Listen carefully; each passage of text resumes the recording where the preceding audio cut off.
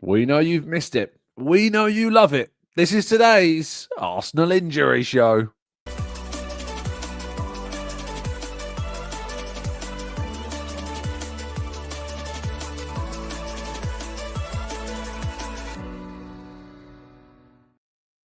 Hello and welcome to the Gooner Talk, back again with you guys and girls for another episode of what is indeed the Arsenal News Show. Join every single morning at 8 a.m. UK time. Thank you so much as always for joining me and making this a part of your morning routines. It's greatly appreciated. Hope you're doing good. Hope you're doing well. And thank you so much as always for tuning in. And I hope you've had a really good week so far. You've made it to match day. Arsenal taking on Brentford in the Premier League at 7:30. That's 7:30. Don't want to make any confusion. Any doubts, any worries? If you didn't know what time the game is, 7:30 is the game. I don't think you can have any confusion beyond that all now, but it's spread the news, spread the message. 7:30 is the kickoff today. Thank you to all of you joining us in the chat box. Really appreciate you being here. Mandy, Matt G, Claire, we've got Prince, we've got Steve, we've got Glenn, we've got Rob, we've got Tom, we've got Scouse Gooner and Amber Lee, we've got Jam, we've got Anu, we've got Shari as well, and Grantley Poos, we've got Brian and Arasilkia and Loga. Good morning to Rich, good morning to Easton, good morning to all of you. Thank you so much as always for listening and tuning in. Greatly appreciate your time and appreciate you all being here as per and leaving your kind comments. We'll get to some of your thoughts, feelings, and more in part 2 of today's show, as we always. Well, part 3 actually, because we'll have a preview part 2. But let's jump into today's slide, shall we? Not waste any more time. And we start with, of course, yesterday's Premier League action, of which there was plenty to get stuck into, and also very nearly one of the comebacks of the Premier League era, footballing history, maybe even, had Fulham just got one more goal. They may have been able to sort themselves an amazing point against Manchester City, but it wasn't to be. It proved to be a 5-1 lead that was too much to overhaul, and unfortunately Fulham ended up losing the game 5-4 on the night. What a chaotic game. What a brilliant advert for the Premier League.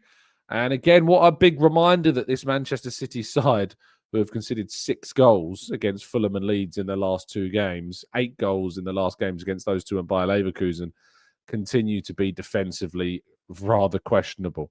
Fulham must be thinking how we can score 4 goals against Manchester City and still not even get a point is mad. But that is the Premier League, unfortunately, as well.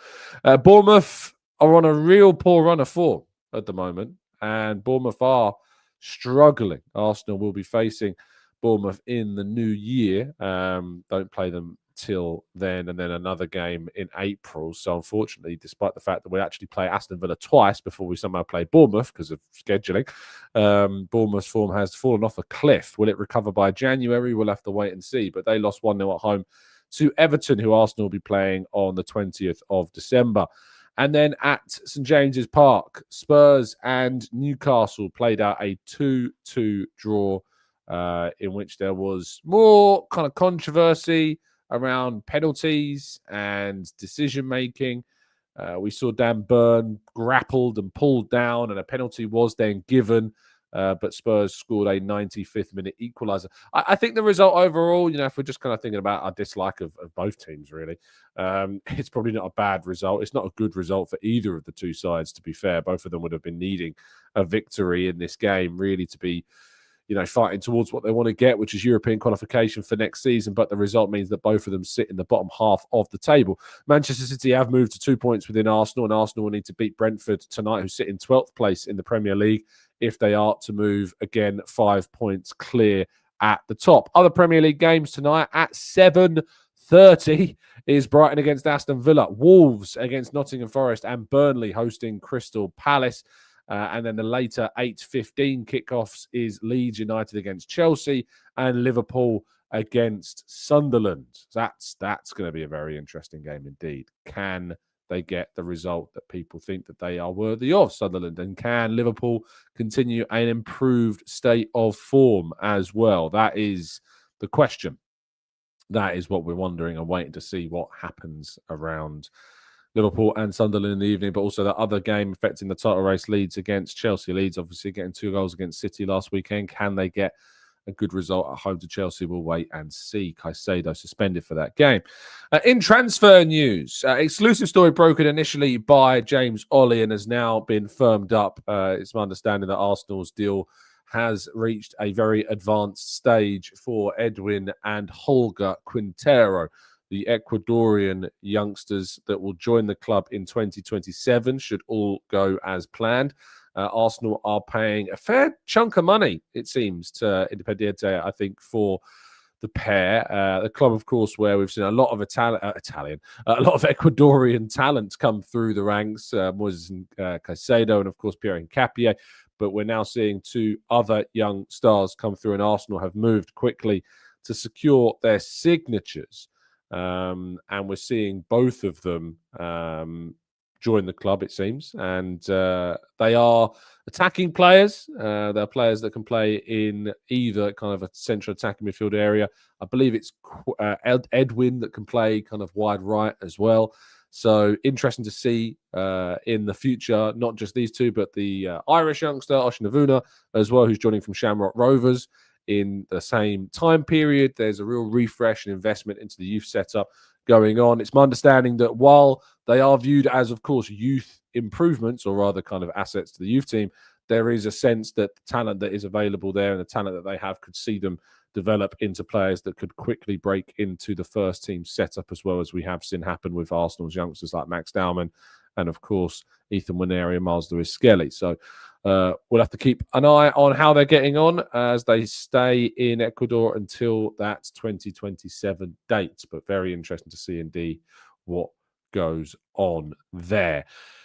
However, we go into kind of the bad news of the day, and it links into Mikel Arteta's press conference, of which I was in attendance for yesterday. But what we saw was the manager discussing all the latest team news, but there was a quite significant question surrounding Kai Havertz. He started off the press conference by saying that Havertz would still be out for a matter of weeks. Now, we thought before it was a matter of weeks, as you very much well know by now, but we had an update from Julian Nagelsmann during the international break that he had suffered a setback. And I believe it was Simon Collins who asked the question. And Arteta said, yes, he was doing everything. He could not go to the next level. And now it's looking like we have unlocked that. We're all desperate to have him. I mean, it's a player that personally I love so much for what he brings to the team, but his character, his personality, I see him suffer from being outside. His playing record is phenomenal. He's been always available, and I can't wait to have him back around the team playing, because I think it's going to be a massive boost for the team. So it's still going to be, it seems, the new year in which Kai Havertz makes his return to the Arsenal squad, which is obviously not ideal. It's not what we want. We would hope that he would have been back sooner than this, but that setback and the failure to reach the next step of that recovery, as they had hoped that he would have done by now, didn't happen. But he is still pushing to be in contention. Julian Nagelsmann did say in his comments that he could return by the end of the year. It might be the start of the new year that we finally see Havertz returning into the matchday squad. But other than this year, he's had such a good record. You know, he's had such a good injury record. It's only this year where things have gone wrong for him. And hopefully this is just kind of 2025 will just be a year that he just rules out. And from 2026 forwards, we find the available player that has always been available for us moving forwards. He's just been so unlucky with injuries. You know, 2 injuries to his... The first one, the hamstring, that was done when he was making a block. The second one, a knee injury suffered at the end of the game against Man United when he was tackled by Garte, I think, that caused the injury. Really unlucky, and hopefully there's positive updates in the near future for the German international. But yes, moving into Mikel Arteta's press conference and looking further at that injury update of the other players in the team. James Green from Sky, a friend of the channel, was there asking the questions for the broadcaster, in which he asked for an update on William Saliba. And he said, I'm not going to be able to be much help for you today because we have another training session later on. Until that happens, we won't know what's going to happen with a few of the doubts that we have.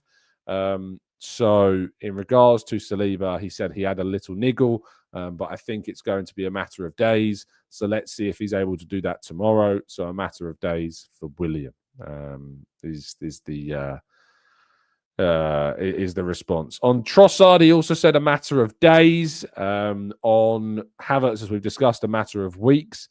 And he said he doesn't know whether or not Big Gabby is going to be back by the end of the year or whether Havertz is going to be back by the end of the month. But he said he's doing really well and he's doing stuff on the pitch, but I think he needs some time. And on Gabby, he said he's doing very well, but as well, that will be weeks also. So not ideal. But there are still players fighting their way back to fitness. And Arsenal, of course, have welcomed back Victor Gyökeres, Gabriel Martinelli, Noni Madueke, and Gabriel Jesus to the squad now. So we have been boosted by that. And it seems that Saliba and Trossard won't be far away either, and maybe even have a chance of being in the squad tonight, but we'll have to wait and see. The Brentford game, Arteta said it's an opportunity at 7:30. 7:30 kickoff to be at the Emirates, bouncing and putting energy to win the game. That's the opportunity that we have tomorrow at 7:30. Like animals, everybody at the Emirates to go again and beat Brentford. That's the opportunity. He said in a busy week, James, it's a challenge for you as a coach to make sure the players are motivated that you've got to come Saturday lunchtime, they're back in the Champions League the week after. But Arteta said no, because our motivation comes from preparation and how we prepare for every game to try to be better than the opposition. And where we are in the league and what we are doing. I don't think that we need any more motivation than that. We try to manage every case, every individual in relation to how they feel in the context of the matches, but just with the only purpose to have the best options on the pitch and come to be better than the opponent. That's it. The physicality element of Brentford has obviously been something that's in focus right now, in particular the long throws.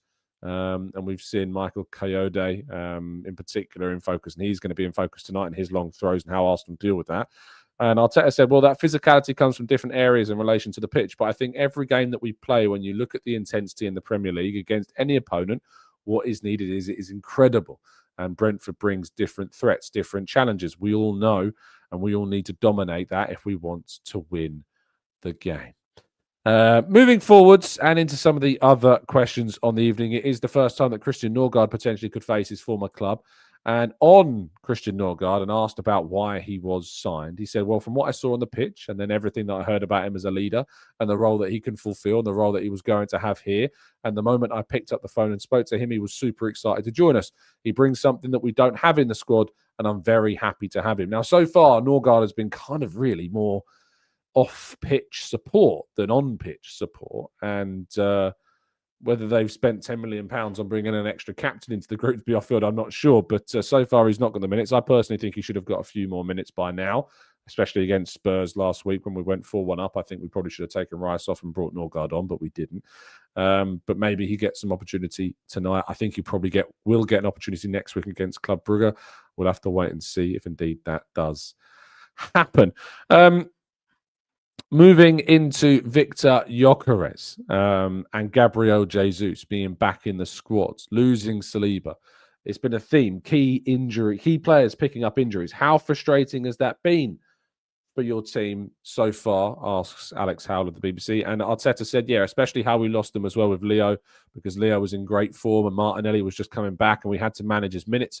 He wasn't able to play more than what he did on Sunday. So managing that, the fact that obviously Saliba trained the day before and then he wasn't comfortable, players not training in certain positions, having to play there. But again, the attitude towards it and the way that the players are performing and giving absolutely everything they can fulfill those absences has been the key of the season, because we have to deal with a lot already. And that's really, really important to point out, that we are dealing with it really, really well. You know, look at what Arsenal have done, despite the injuries that they have suffered this season. Moving into the selfishness of my own questions, just before we move to part two, and what? Arsenal Next is saying, Tom, that news about Kai SETBACK was from the last international break. So why are you bringing that up now? It doesn't make sense.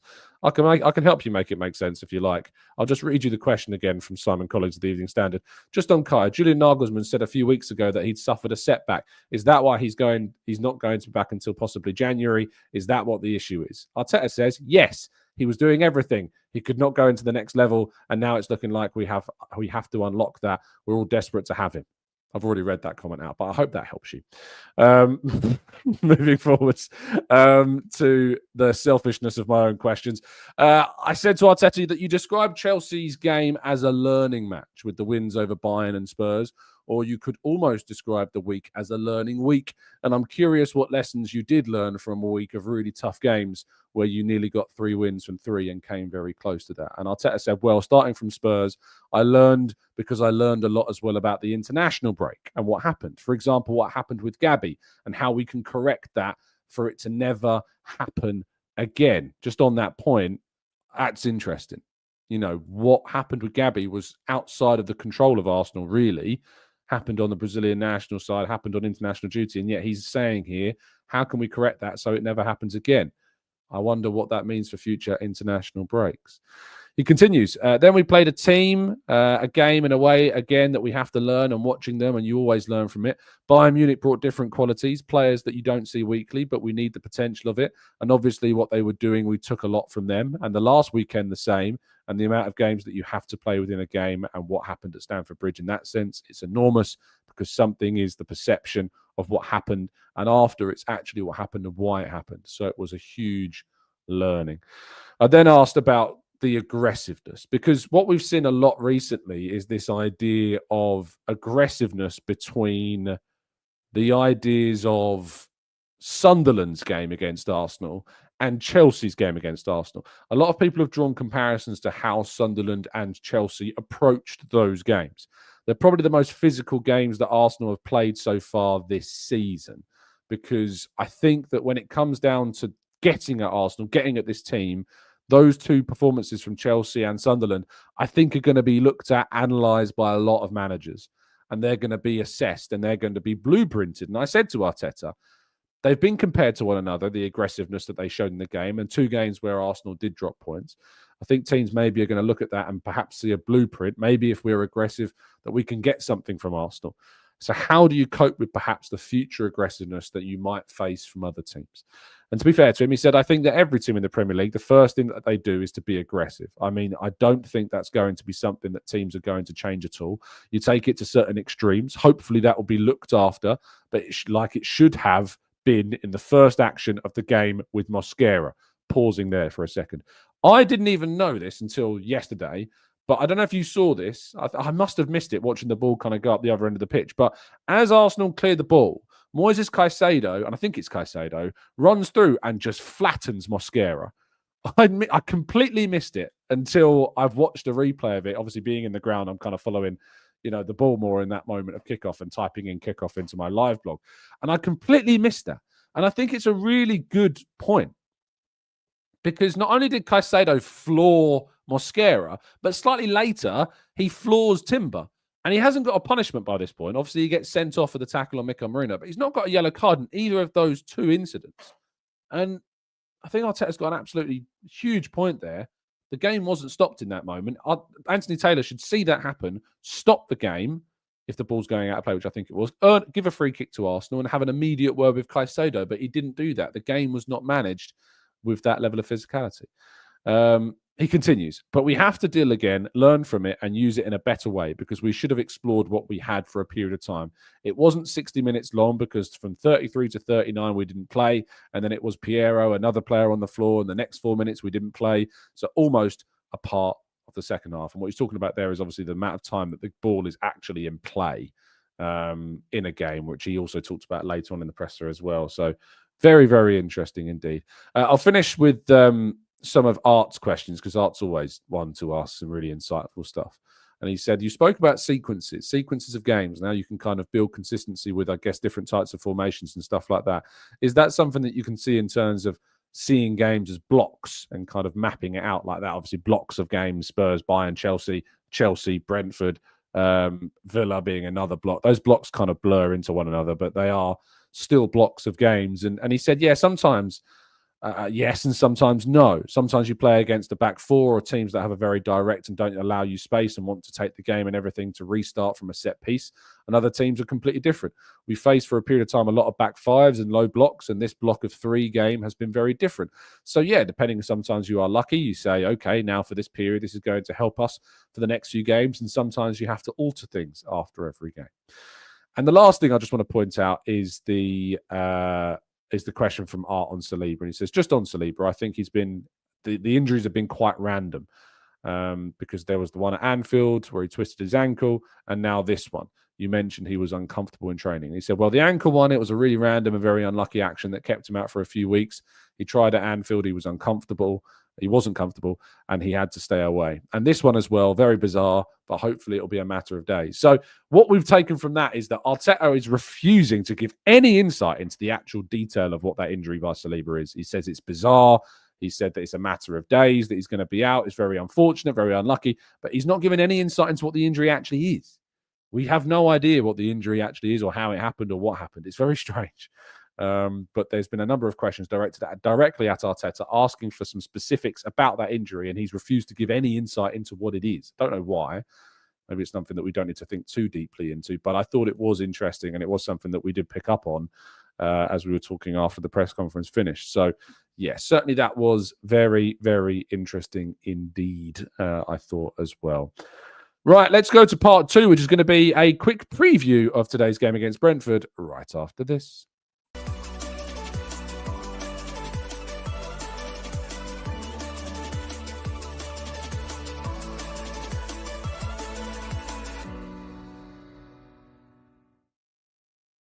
Right, this is part 2 of today's show where we're jumping into the chat box very shortly. But first, we are going to look ahead to tonight's game against Brentford with our preview, our lineup, and of course, your predictions in the chat box as well. So, how would I go about tonight? Well, would I rotate? Yes, the answer is yes. I'd make 4 changes from the team that played at the weekend. In fact, I don't know why I need to... That's irritating. One of the players that I wanted to change is not actually in this team. So I need to quickly change that. But what I will say is that I think there is scope for rotation in this game. And I think Arsenal can make more changes perhaps than is being talked about at the moment and still be very competitive for it. So this is the game. This is the team. David Raya, Ben White at right back, Mosquera and Nkapie still partnering one another in the middle. Calafiori left back. The reason why I've not changed him out for Miles Lewis-Skelly, even though he's on 1 yellow card away from suspension, is because Calafiori, for me, with the long throws from Coyote, I think we need that extra height for me. That's the important thing. I think Calafiori's height is going to be very important for this. Zubimendi in the base of the midfield. He came off early in the second half against Chelsea, so I'd play Zubimendi at the base still. I'd give Declan Rice that rest ahead of the game against Aston Villa. You've got to remember, of course, that this is a game where we've had Wednesday 7:30, Saturday 12:30. That means there's less than 72 hours between these two games, which is a hugely narrow turnaround for matches. And I think that needs to be taken into account. So Timber getting a rest, Rice getting a rest, and also I'm resting Mikel Merino as well. Victor Gyökeres. Mikel Merino has been excellent for Arsenal. I don't think we can have any debate about that. Mikel Merino has had an excellent period of time playing at centre forward, and anyone that's still shading the guy playing at centre forward, I think needs to take a long, hard look at themselves because he's been brilliant. And I'm resting Saka as well. So Rice, Timber, Saka, and I think Merino, is worthy of a rest. So 4 changes from that team that played against Chelsea. Madueke on the right, Martinelli on the left, and Gyökeres through the middle. I would potentially rest Eza as well, and I could bring Nwaneri in. I just think if I rest Eza for Nwaneri in this particular game, I guess you could argue you could bring Norgard in maybe. But again, I just think that we can bring Eza off at half-time if we've got a lead in this game. So that's kind of what I would do for this game, is rotate some players out, rest some players. I think when you've got a player as good as Madueke for the right, you can rest Saka. I think you have to rest Jurriën Timber here. I think Ben White has to get some minutes here. I think that's really important. Ødegaard, I think, has to start. Gyökeres, I think, has to start, depending on how available they are in their fitness. I think Zubimendi can, of course, start because he only played, 60 minutes or so against Chelsea. So I think that's really important as well. I think we need to be in a position where we're resting these players, giving them some time off, only giving them, say, 30 minutes maximum in the game, just to give them that little bit of respite. You could argue as well, though, that, some players do just play every single game. Declan Rice is very capable of playing every single game. as Moises Caicedo did last season. We discussed in yesterday's show with Sophie. If you haven't yet caught up on that, and a massive thank you to Sophie for joining me yesterday. I think it was a really good, insightful show, talking kind of about the reaction to the Chelsea game. And I think we actually worked out why the meltdowns are as volatile as they are. And we talked about how there's this idea of, I think this idea of how people have already in their minds won the title with Arsenal. Like, in people's minds, I think they already have Arsenal as title winners. So anything that might threaten that, any game that we don't win, has kind of rocked people's minds a little bit. So yeah, certainly I think that's the way forwards. So yeah, this is what I'd like to see. This is the team I'd go for. Let me know your predictions in the chat box, your scorelines. For the record, I don't think Arteta will make this many changes. I think he's going to go strong. I think Rice will start. I think Saka will start. I think Eza could get a rest. I think Odegaard could potentially start over Eza. And Eza might get a rest for this game. But yeah, I think Saka will start. I think Rice will start. Timber still could start. I hope White starts. I don't think there's any reason why White shouldn't start this game. So that's what I'm going for in this one. Tom says 2-0 to the Arsenal. Temi says 2-0 defeat. Igor Jesus brace plus a late Raya red card incident. Temi with his reverse psychology as per. Chino says 1-0 Gyökeres to score. Claire says 1-0 to the Arsenal. Raya from the halfway line. Mandy says 4-1 victory for the Gunners as well. Sink says, sometimes I wonder if these overreactors are bots and rivals forming Arsenal accounts to gain traction through overreactions online. Sometimes they are, mate. Believe me, sometimes they are. Matt says 2-1. I think this will be one that we have to dig out a victory. I wonder how many changes Brentford make. Well, Brentford, of course, you could argue have got more winnable games coming up. Will they make changes? Will they rotate? I guess we'll have to wait and see. But I don't think they will. They don't have any European football to play, of course. But what I will say is that their record at the Emirates has been quite good. They've managed to get points out of Arsenal 2 of the last 3 times they've visited North London. Arsenal had to get a very narrow victory 2 seasons ago when Kai Havertz scored that very late goal. And you'll remember as well that 1-1 game where they scored the goal that never should have counted because of the Lee Mason VAR mistake that ended up being the end of his career, really. Northern Nation says 4-0 drubbing goals from Noni, Gabby, Gyökeres and Eza. Spearmint says 2-0 to the Arsenal. Lucas says 2-1 Odegaard and Gyökeres. Loga says 3-0 Arsenal reaction and scoreline. Chelsea reaction scoreline. A Chelsea reaction game. Also, we're responding to the Chelsea result. Maria says 2-0 to the Arsenal. Barry says 2-0 as well. It all seems from you very positive, which is great. I think there is a reason to be positive. I'm glad that there's a lot of positivity. We've responded very well to any times that we haven't won games in the past. Think that Sunderland, we won the game after. Liverpool, we won the game after. City, we won the game after. Will we win the game after this most recent failure to win a game? I think we've got a great chance of doing that. So the positivity is real, and that's great. And I think you've got plenty of reason to be positive, just as you would have plenty of reason to be positive if you had the extra safety and security online that you would get by securing yourself a subscription to NordVPN. And if you go to nordvpn.com/Gooner, you can get yourself a significant discount off a 1 or a 2-year plan. And if you go indeed to that deal, there's a 30-day money-back guarantee on top of that too. You can change to your digital location on your laptop, your mobile, indeed your tablet, any potential device that you would like to use, you can use. So go and do it. Make sure that you're protected, staying safe and secure online by going to nordvpn.com/Gooner and shield yourself and your data from snoopers and criminals while you are on the interweb. Right, let's go to part 2. Your questions and more. Part 3, I should say, your questions and more, right after this.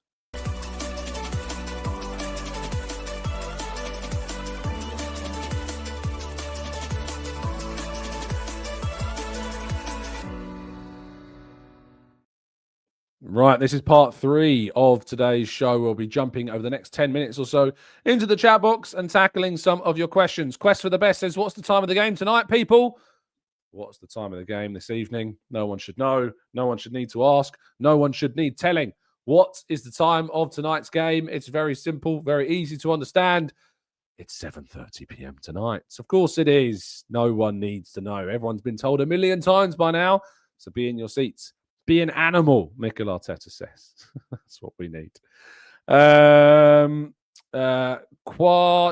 says, what are your thoughts on some of the Arsenal fans wanting to vote for another manager for Manager of the Month, believing the award is cursed? I'm not a superstitious person, really, so I will say I don't agree with that. Timer says, what is the current thinking on why Arsenal always seem to have so many injuries? Is it to do with our tactical setup or the way that we play? It's the volume of games. It's really simple as that. In 23-24, we really didn't really have any injuries, and that kind of was balanced out over the last season and a bit. So it's just unfortunate, really. I mean, you look at the number of knee injuries that we've got; those are always just misfortune. So sadly, we've had to deal with that. Tony says, Tom, do you think Jesus will get minutes? Depends on the scoreline. I don't think we'd call on him necessarily in a point of desperate need. Maybe we would, but we didn't at Chelsea. So yeah, I don't know. I don't think we will unless the game really suits it. Curtis says, Norgard against his old team? Surely. Maybe. Certainly he'll be giving some advice, I imagine, about the other team and how they play. But he was playing under a different coach at the time, so maybe things have changed. Gary says, for me, there is scope for changes, but considering we will have to play in Capie and Mosquera in an ultra-physical game, then I don't think that we can make as many as we would have liked for a must-win match. Diavangaru says, Tom, any thoughts on becoming a town crier? I don't know where that job is still in service, but where I am needed, no problem. Samuel says, as soon as Tom said positivity, I knew there was an ad read coming. Tony says, Tom, let's not rest anyone so people can blame Arteta for injuries. John says, Tom, I would make limited changes tonight and rotate more next week away to Club Brugge. I hear you. Problem that I've got with that is that, as I said, there's less than 72 hours between this game and the trip to Villa. So difficult. Very difficult. Mark says, Tom, you're killing my fantasy football by hoping Timber and Eze get rested. Well, mate, I've got Saka and Rice in my team. So, you know, I'm on the same chopping block as you. Shanita says, Tom, don't agree with superstition over manager of the month. Ask Ruben Amorim. Very true. Pablo says, Tom, why does it frustrate journalists when managers and coaches don't give direct answers to team questions, even though it means giving away their element of surprise when it comes to selection of opponents? Probably because they're not all fans of the club and they need the information to report the stories. So it frustrates me, even though I am a fan. You know, I'd rather know. I'd rather have more information. I absolutely understand why it's not given, but still frustrating. Still got a job to do. Still makes my job harder if we don't get the information. So yeah, that's why. Quinarine says, Tom, thank you for pronouncing my name correctly. So many people fail to do so. I think that might be the first time that I've ever had a compliment for pronouncing somebody's name correctly, because 9 times out of 10, I mean, I might have even mispronounced it then, Quinarine, but yeah, I hope I've done it correctly that time, but it's rare that I get any compliments about that. Ansi Woman says, did you watch that game against Fulham yesterday? That match had me cackling. Great word. Yeah, I did watch the end of the game. I didn't watch the first half, which is where City apparently were very, very good, but it shows you again kind of the vulnerability that they have. What bugged me was how bad the corner was in the last second of the game. That's what was very, very annoying. Curtis says, gotcha, that's a bucket list spot for me. Nan's from Newfoundland and cousins in Toronto too. Woof. Talking about in what? I mean, Canada was great. I went onto the West Coast in the summer and that was wonderful. I haven't done the East Coast yet. Logan says, what about getting a lead with a strong team and then rotate players out? Unfortunately, that still means starting a lot of players for the majority of the game, and I just think they need more of a rest in this one as well. Up the Arsenal says, I also heard that Saka was not pictured in training. Ooh. Saka not pictured in training, eh? That is true. He was not pictured in training.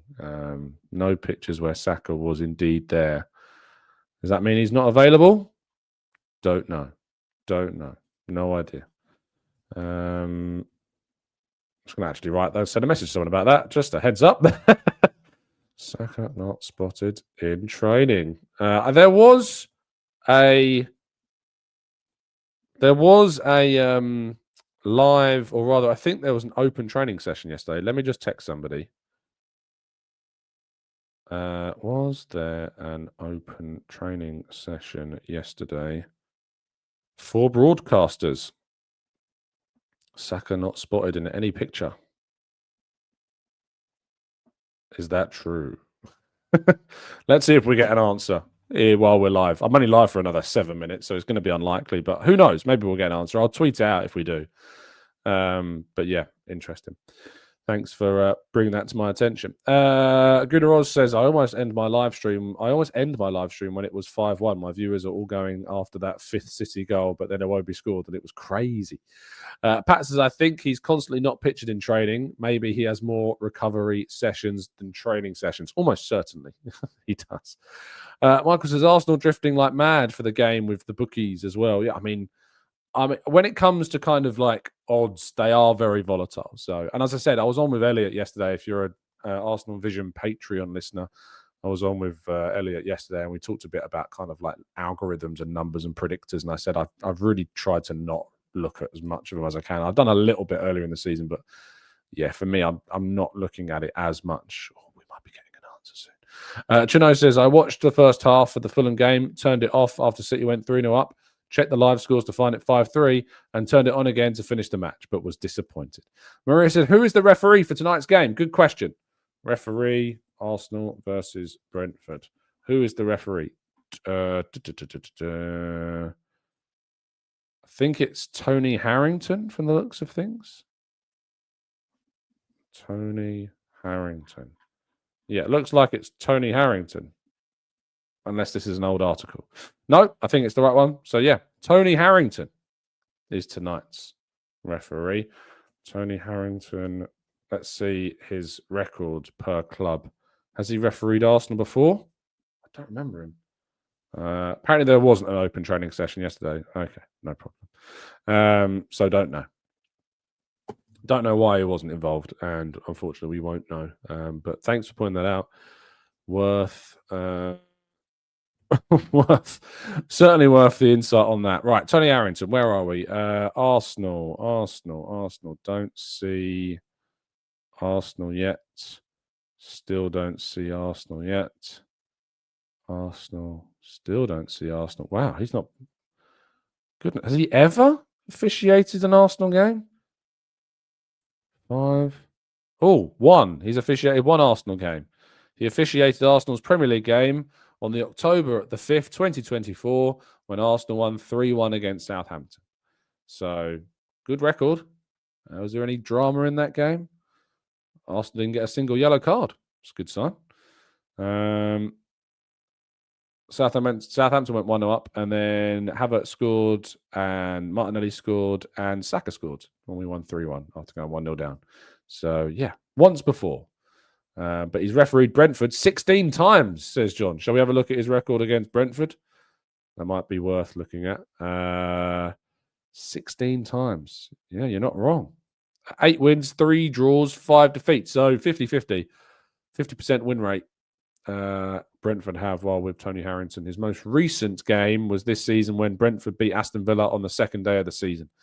But yeah, he's refereed a lot of Brentford games. In fact, Brentford have won the last 3 games that he has officiated for them. So interesting. But I guess that's probably a good thing still. I quite like these other referees getting chances. I mean, obviously, I'll come into the chat box tomorrow and we'll be moaning about what he's done tonight. But yeah, hopefully it goes quite well. And we get a positive outcome. Jamie says, what do you make of the Chelsea goal being offside? We talked a little bit about this after the game. I said that while I can see the argument, and I think there needs to be more clarity around these kind of ridiculous situations, because it feels like constantly we're just talking about interfering with play. I don't want goals to be ruled out for that. If the shoe was on the other foot and Arsenal scored that goal, I'd be fuming if they ruled it out. And I don't want to see goals ruled out for that. I don't think that Mosquera does enough to be impeded by Enzo. I know Enzo jumps and goes for the ball. I don't personally think that he's having enough of an impact on Mosquera, in my opinion. So I don't think that should be ruled out for offside. I see the argument, and I see why people believe that it is, and it was checked by VAR, so it's worth pointing that out. It was checked by Stockley Park, but yeah, for me, I don't want to see goals ruled out for that, and I can see why people think that it should have been, but I can also see why it wasn't. North London Forever says, I've seen a Facebook post that claims that Arteta is giving Saka, Timber and Calafiori a rest. I mean, Calafiori, if he is rested, would make a bit of sense because he is on a yellow card away from suspension. So maybe that does make sense. If Saliba was to be back, and I'm not sure if he is, I'd probably go White, Saliba, Mosquera, Hincapié would be my back four for this game. Ipa says Mosquera's preoccupied with holding Enzo. See, I don't think he does enough. I don't think he may be focused on Enzo, but I don't think he's doing enough for it to have impeded him. I think he should have been focused on the ball, and I don't think he was. I think he made an error, and I think that's why we conceded. Nick says, hi, guys. Love to chat after a five-a-side, watching up on catch-up in Gippsland, Australia. Amazing. Tony says, Tom, let's not forget the goal against Bayern. 2 players were off and were interfering. I mean, do you mean the Spurs goal rather than the Bayern goal? The Spurs goal was where Trossard was standing in offside position, but I don't think that should have been offside either.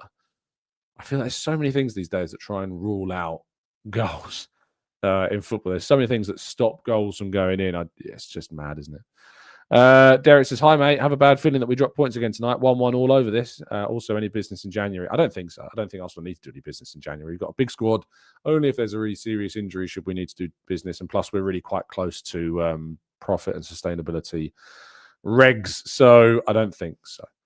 Pablo says, Tom, I don't understand some of our fans' negative reactions to the result against Chelsea. Chelsea are second in the league, scoring a lot of goals, spent a lot of money against our players with 2...